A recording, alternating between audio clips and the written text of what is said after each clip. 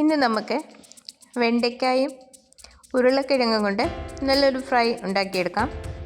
ചോറിൻ്റെ കൂടെയും ചപ്പാത്തിയുടെയൊക്കെ കൂടെ കഴിക്കാൻ വളരെ ടേസ്റ്റി ആയിട്ടുള്ള ഒന്നാണ്. അതെങ്ങനെ ഉണ്ടാക്കുന്നതെന്ന് നമുക്ക് നോക്കാം.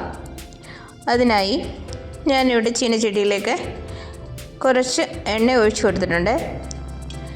അതിനുശേഷം എണ്ണ ചൂടായി കഴിയുമ്പോൾ കടുകിട്ട് പൊട്ടിക്കുക.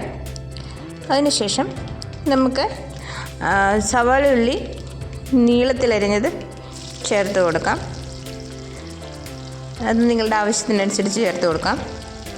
ഇതൊന്ന് ചെറുതായി വഴന്നു വരുമ്പം നമുക്ക് ഇനി അരിഞ്ഞു വച്ചിരിക്കുന്ന ഉരുളക്കിഴങ്ങ് ചേർത്ത് കൊടുക്കാം.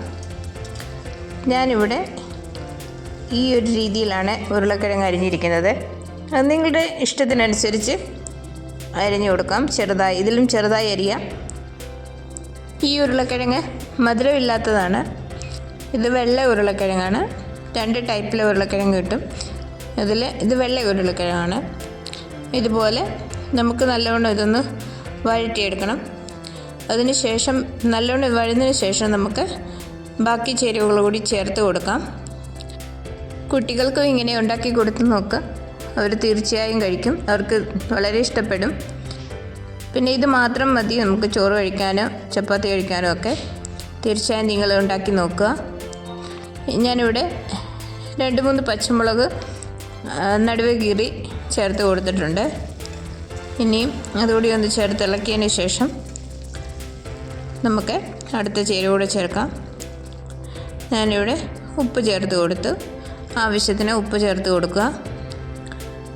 അതിനുശേഷം ഇനി വെണ്ടയ്ക്ക കൂടി ചേർത്ത് കൊടുക്കാം. ഞാനിവിടെ അധികം വെണ്ടയ്ക്ക എടുത്തിട്ടില്ല, കുറച്ച് മാത്രമേ എടുത്തിട്ടുള്ളൂ. നിങ്ങൾക്ക് ആവശ്യത്തിനനുസരിച്ച് ചേർത്ത് കൊടുക്കാം. ഉരുളക്കിഴങ്ങ് കൂടുതലും വെണ്ടയ്ക്ക കുറച്ചുമാണ് എടുത്തേക്കുന്നത്.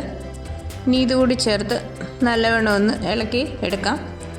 വെണ്ടയ്ക്കയുടെ വെള്ളമൊക്കെ ഒന്ന് വറ്റുന്നവരെ നമുക്കിതൊന്ന് ഇളക്കിയെടുക്കാം. അപ്പോഴത്തേക്ക് നമുക്ക് അതിന് ചേർക്കാനായി ഒരു മസാല തയ്യാറാക്കാം. അതിനായി ഞാനിവിടെ വെളുത്തുള്ളി, പെരുംജീരകം, വറ്റൽമുളക് എടുത്തിട്ടുണ്ട്. അതിലൂടെ നിങ്ങൾക്ക് ഇഷ്ടമുള്ള ചേരുവകളോട് ചേർത്ത് കൊടുക്കാം. കുരുമുളക് ചേർത്ത് കൊടുക്കാം, അല്ലെങ്കിൽ പച്ചമല്ലി ചേർത്ത് കൊടുക്കാം. അതൊന്ന് പൊടിച്ചെടുക്കാം. നമുക്ക് പൊടിച്ചെടുത്തതിന് ശേഷം ഇനി നമുക്കത് ഇതിലേക്ക് ചേർത്ത് കൊടുക്കാം. ആദ്യം ഞാനിവിടെ അല്പം മഞ്ഞൾപ്പൊടിയാണ് ചേർത്ത് കൊടുത്തത്. അതിനുശേഷം കാശ്മീരി മുളക് പൊടി ചേർത്ത് കൊടുത്തു. ഇനി നമ്മൾ പൊടിച്ച് വെച്ച മസാല കൂടെ ചേർത്ത് നല്ലവണ്ണം ഇളക്കാം. എല്ലാം കൂടി ചേർത്ത് നല്ലവണ്ണം ഒന്ന് ഇളക്കി നമുക്കിതൊന്ന് വേവിച്ചെടുക്കണം.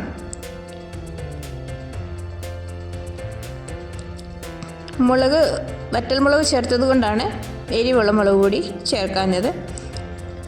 അതുകൊണ്ട് ഞാൻ കാശ്മീരി മുളക് പൊടി മാത്രമേ ചേർത്തിട്ടുള്ളൂ. ഇനി നമുക്കിത് അടച്ചൊന്ന് വേവിച്ചെടുക്കണം. 2 മിനിറ്റ് ഒന്ന് ഉരുളക്കിഴങ്ങൊന്ന് വെന്ത് വരുന്നവരെ അടച്ച് വെച്ച് വേവിക്കാം.